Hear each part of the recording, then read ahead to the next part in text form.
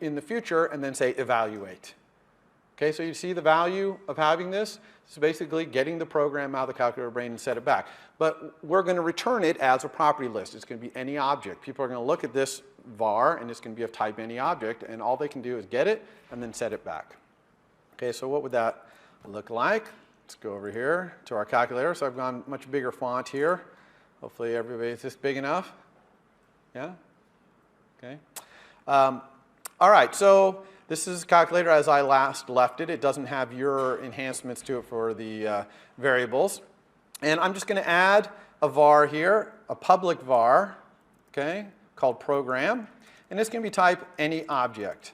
But I'm going to put a comment here that says guaranteed to be a property list, so that callers know that this is a property list. So for example, they could put it into NS user defaults, or they could write it out to disk. I haven't taught you how to write out to disk, but you can do it. So they could do that with it because they know it's a property list. Okay, so this is going to be a computed property. Okay, so we're going to have a get and a set. And when the get, we're just going to get some sort of property list representation of our internal data structure. And when you set, we're going to take that property list and turn it back into our private representation. So the get, how are we going to represent ourselves as a property list? Because this is really our internal data structure here. It's an array of op. Op is an enum. Clearly, enums are not NS dates or NS strings or NS arrays, so we can't just return this thing, okay, because that's not a property list. So we need to return some sort of property list, and I'm going to return an array of strings. And the string is either going to be the symbol of an op, in which case I'll look it up in known ops, or the string will be a numeric representation of the string, of their operand rather, right? The double turned into a string, which I happen to have a var that does exactly that. Okay, this turns an enum op into a string. And I know how to turn it back because I know how to use a number formatter to turn the string of an operand back into a double. And obviously I know how to look up binary and unary operations in our known ops. Okay, so we could say something along these lines. You know, our get, I'm going to show you a much better get in a second, but one way we could do our get is we could just say, we could make a return value that is going to be an array of string. Okay, in fact, let's just create an empty array of string here. And then we could just go through our ops in our op stack here.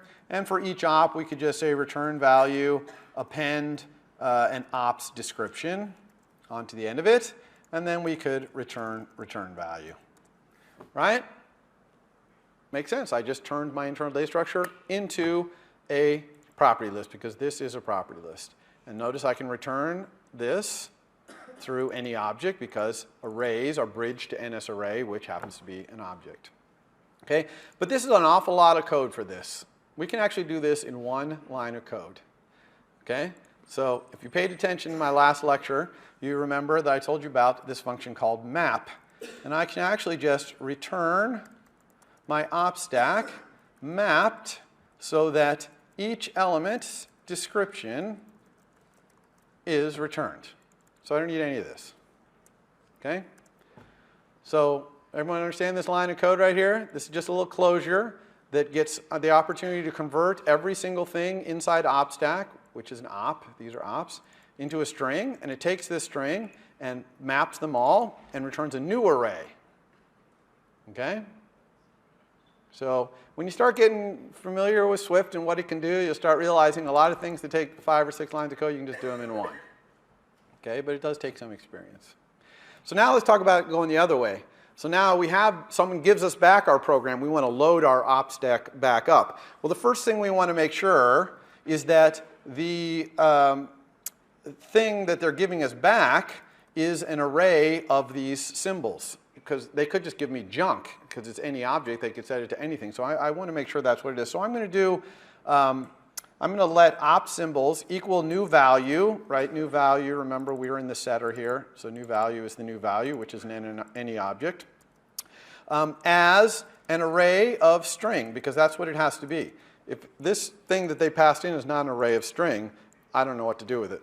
So really here what I want to do is if let as question mark, because they could pass me anything. And so here I'm using the as to make sure this any object they pass me is actually an array of strings. Okay? If it is, now I can convert back. So I'm going to create something called my new op stack, which is just going to be an array of ops.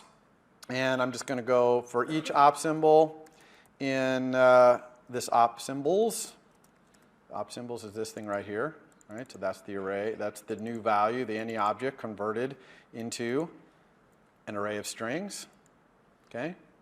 So for each one, if I can find a known op that matches that symbol, then this must be an op, and so I will just add that op to my stack.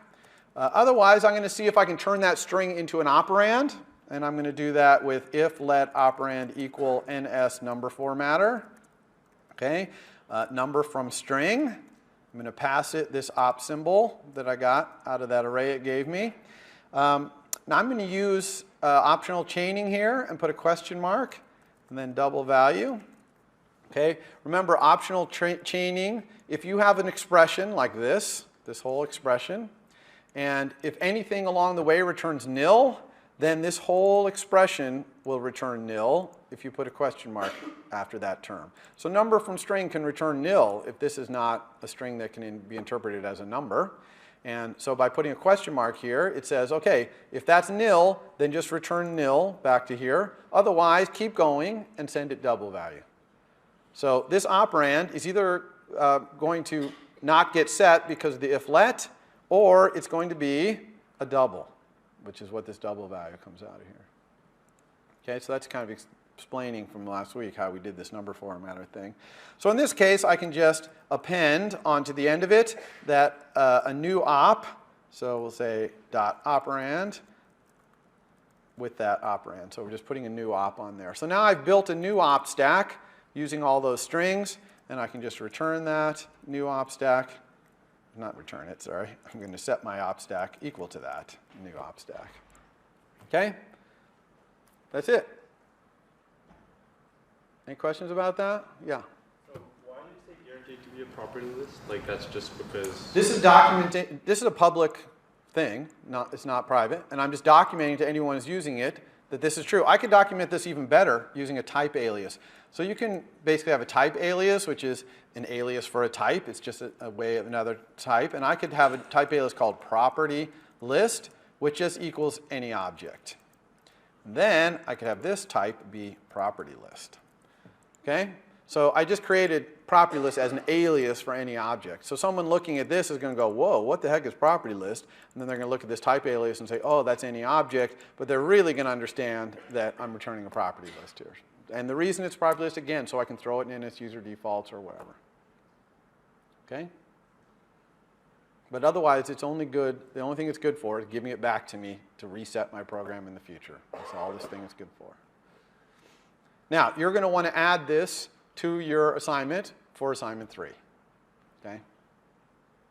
So, all right, back to slides.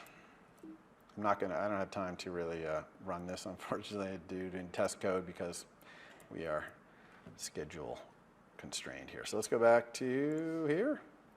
Continue. All right, so now let's talk about new thing here, which is views. Okay, totally new topic. A view, that is to say, a subclass of the class UI view in iOS, represents a rectangular area on the screen that defines a coordinate space to draw in and also to handle touch events. Okay, that's what a view is. And you are going to learn today how to make your own views.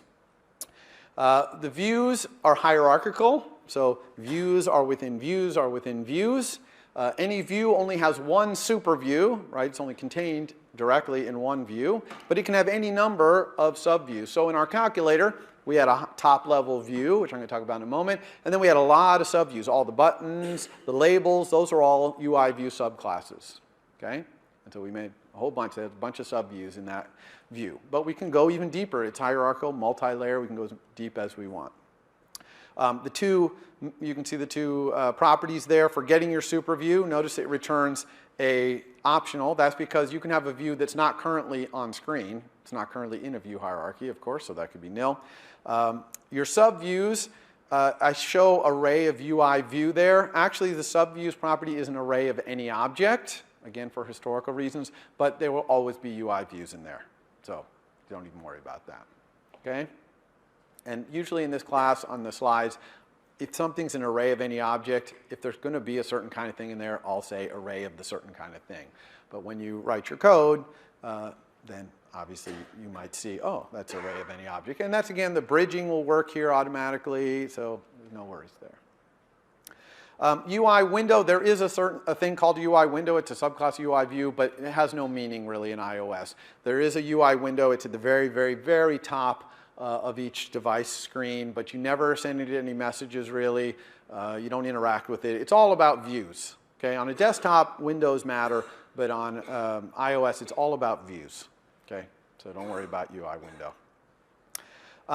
This hierarchy of views, subviews and superviews, is created usually graphically. You drag things out in your storyboard, and you can drag views inside other views to create your hierarchy. But you can do it in code as well. It's pretty rare to do it in code, but you can. There's two methods here, add subview and remove from superview. Add subview is sent to the prospective superview, in other words, to the place you want to add this view into. And remove from superview is sent to the view that you want to remove. So these are sent to different people, okay? Remove from superview means remove yourself from your superview. All right, so where does the view hierarchy start? Where's kind of the root, the top level of this view hierarchy? And the answer is very simple, but for some reason students have a very difficult time understanding this one. There is a property in your UI view controller called view, and it is the top level view in the scene in the storyboard. Right? So you have the storyboard, you've got your scene that we've seen, like your calculator one. The top level one, the place where you're going to add your top level views, is called view in your view controller. It's just a property in your view controller. So it really couldn't be simpler. Okay? But sometimes students, they just forget that that's there, and they're like, oh, how do I add something to my storyboard, you know, in code or something like that? Well, you just add it to the view of your UI view controller. Okay? So let's talk about initializing a view. As usual, as I've kind of recommended, you probably want to avoid doing an initializer if you can.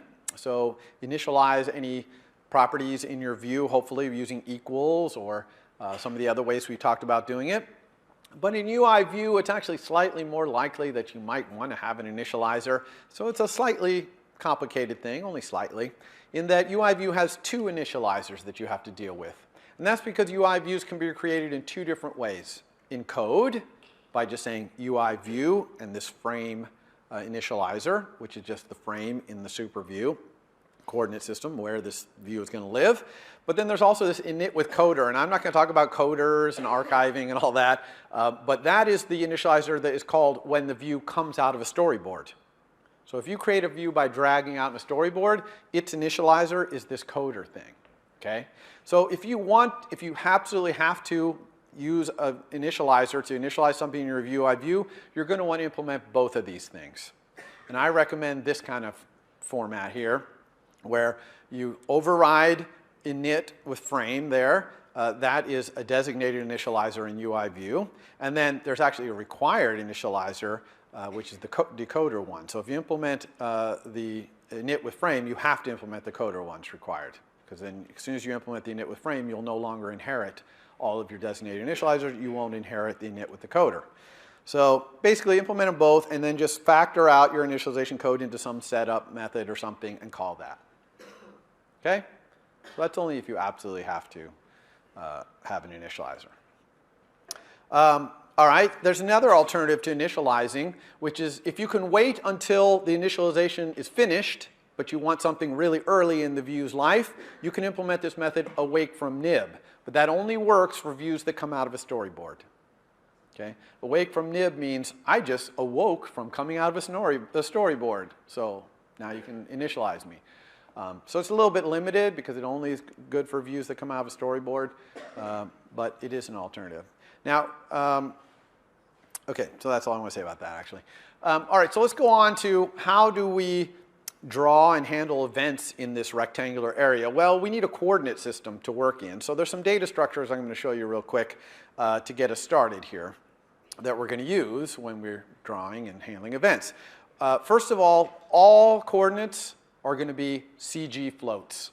Okay, CG floats is a type in Swift struct, and always use CG float when you're drawing or handling events in a view. Do not use double, do not use float. If you use those in your homework, you're going to get dinged, okay? CG float.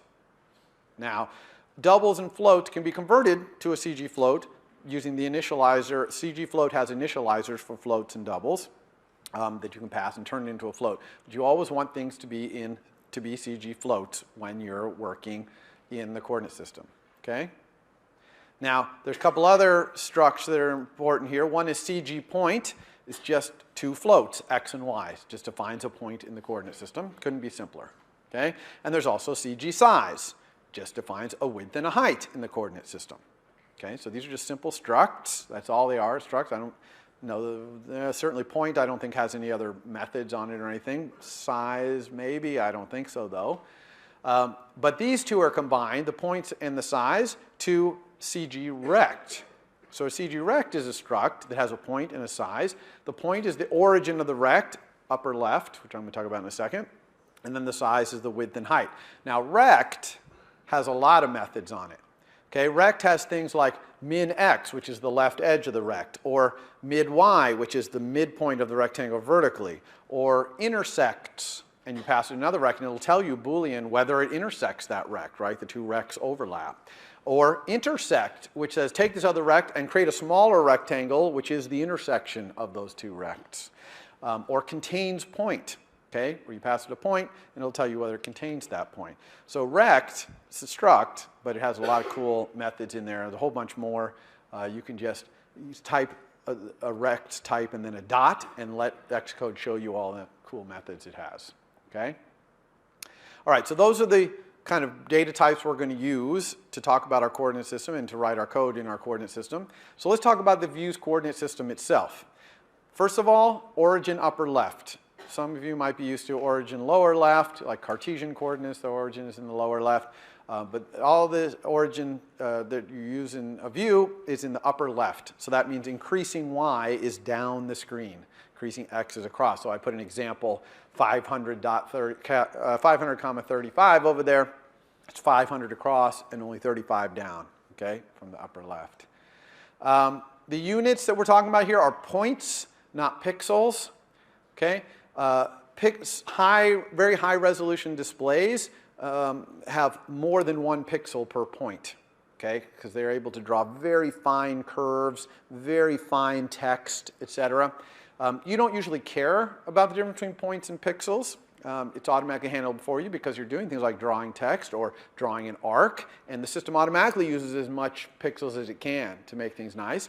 But occasionally you do care because maybe you're drawing something very finely detailed and you want to control on pixel boundaries. And if you want to do that, you can get this property in view called content scale factor, and it will return the number of pixels per point. So on a retina display, that's going to be 2. On a non-retina display, that will be 1. It could be anything, though, okay? So you shouldn't write your code assuming it's 2 or 1. You should just write your code, get the content scale factor, and you'll know how many pixels per point, okay? 99% of the time, you don't have to worry about this, but in your assignment 3, hint, hint, you might have to, okay? So what about the boundaries of where drawing happens? You've got this rectangular area. Well, there's a very important property called bounds, which is a CG rect, which describes the area you're drawing in your own coordinate system. Okay, it's important that it's in your own coordinate system because these views can be scaled and even rotated and translated to other coordinate systems, but when you're using the bounds and you're drawing yourself, you have this rectangle, you know where it is. Now, the origin of your bounds usually is 0, 0, but you could define it to mean something else. For example, scroll views, they define their origin to be where they are in the thing they're scrolling. That's just what they define origin to be. But 90% of the time, your origin is just going to be 0, 0. And so the width and height is what you're going to care about. How big a space am I drawing into? There are two other properties that often get confused with bounds, but don't let this happen to you. One is center. Center is the center of your view rectangle in your super view's coordinate system, not in yours. So if you write code that says, oh, I'm going to start draw something in the middle of my rectangle, I'll get center. That's wrong, okay? Center is in your super views. Center positions you. It has nothing to do with how you draw. It just says where you are in your super view. Same thing, frame. Frame is a rectangle in your super view's coordinate system that contains you. Okay? It contains all of you, of your drawing. But it's in your super view's coordinate system, so it's only good to position you, not for drawing. When you're drawing, you use bounds. To kind of give you a picture of this, is better. Like you might think that the frame size is exactly the same as the bound size, right? If it's a rectangle that contains my rectangle, it must be exactly the same size. But no, because views can be rotated, okay? And if you rotate your view like this green view, look how much bigger the frame is. The rectangle that contains you is much bigger than you because you're tilted, right? Make sense? So don't confuse frame and center, which are about positioning, with bounds, which is your size, the area that you're drawing into in your own coordinate system. Okay? Okay, so creating views. How do we create views? Most often, views are created by dragging them out into your storyboard. Okay? That's 95% of the time. But of course, your views aren't sitting in the object palette. There's buttons and sliders, but there's no your view. So you have to drag out a generic view. It's kind of at the bottom of the palette. You just drag it out. Once you drag it out, though, you have to go to the identity inspector and change the class of that view you dragged out so that it's your class. Okay? So it's a two-step process. You drag your custom view out, then you change this class to be whatever your custom class is. On rare occasion, you might create an instance of your view in code. Probably never in this class, maybe in your final project, although I doubt it. You just do that using UI views frame initializer, right? So you just say view equals UI view frame. You can even do UI view with no arguments. It'll give you a CG rect 0, which is a frame 0 size and width, and then you could later set its frame to position the view. So here's an example of creating a view in code. I'm going to use UI label. A UI label is a subclass of UI view, so I can send it UI label parentheses frame. So I just give it this frame, which is kind of in the upper left. Notice I've created this view, but it's not on screen yet. Okay? Assuming this code here is in a view controller, I could then say view.addSubview, because remember, view is a property in my view controller, which is that top level view. And I can say add subview of the label, and boom, it'll appear on screen.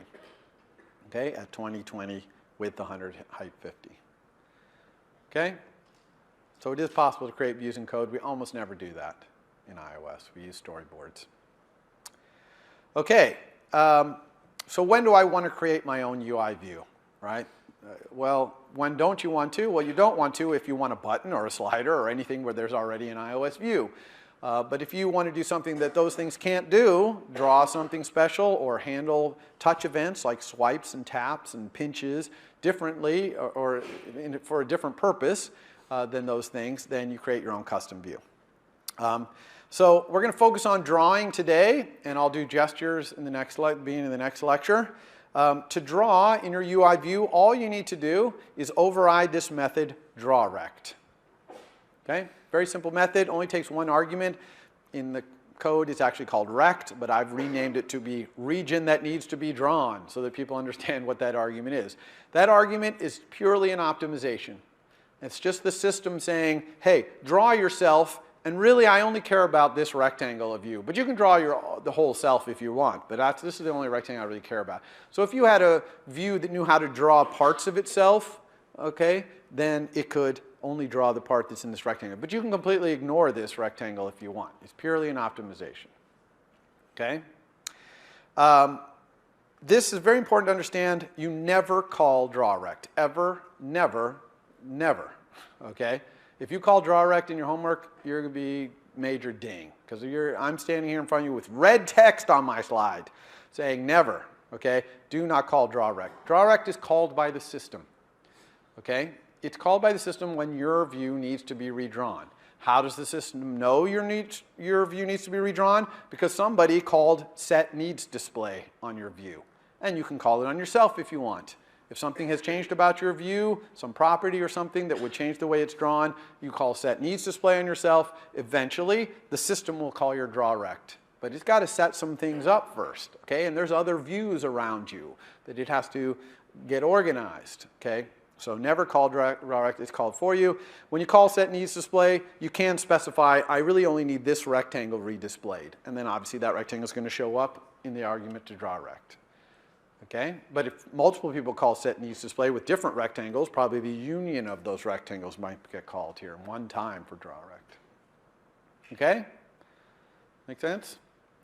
All right. So how do you implement this all-powerful draw rect method?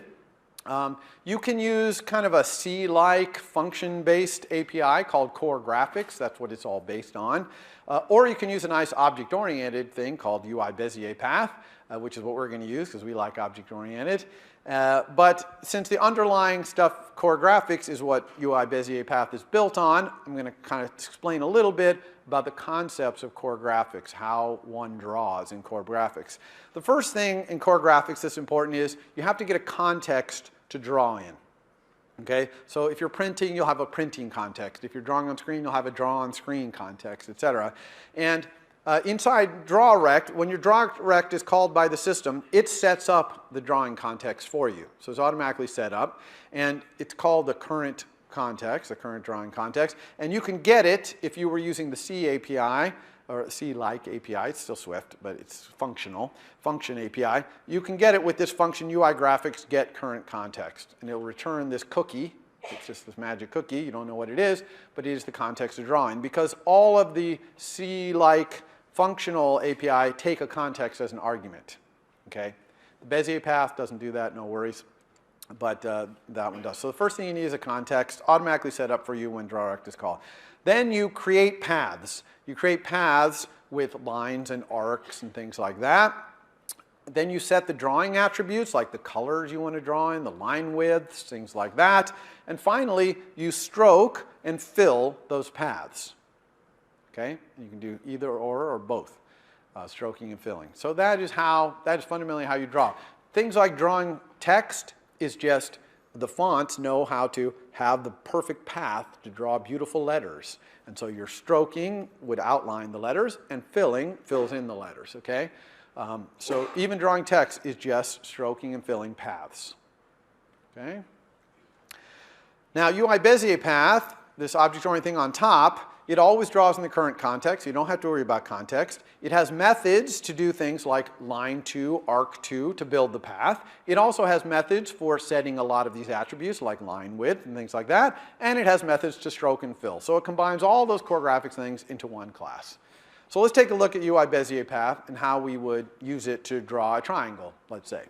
So first we create the path, so we just say UI Bezier path. There are other initializers for UI Bezier path, but you can also just create an empty path, and then you can start moving around. So here I'm going to assume this screen is 160 points wide by 250 wide, and I'm going to draw this triangle here. So I'm going to move to 80, which is halfway across, and 50, which is a little bit down. And then I'm going to add a line down to 140, 150. Then I'm going to add another line over to 10, 150.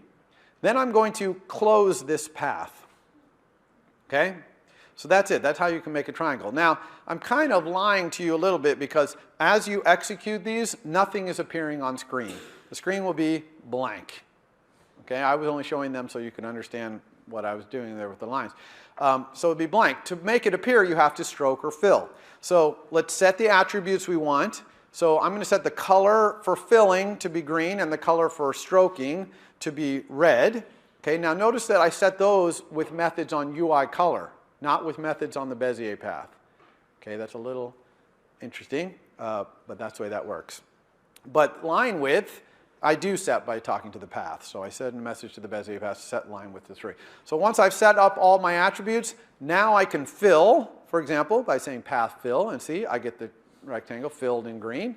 Or I can say stroke, and it'll stroke the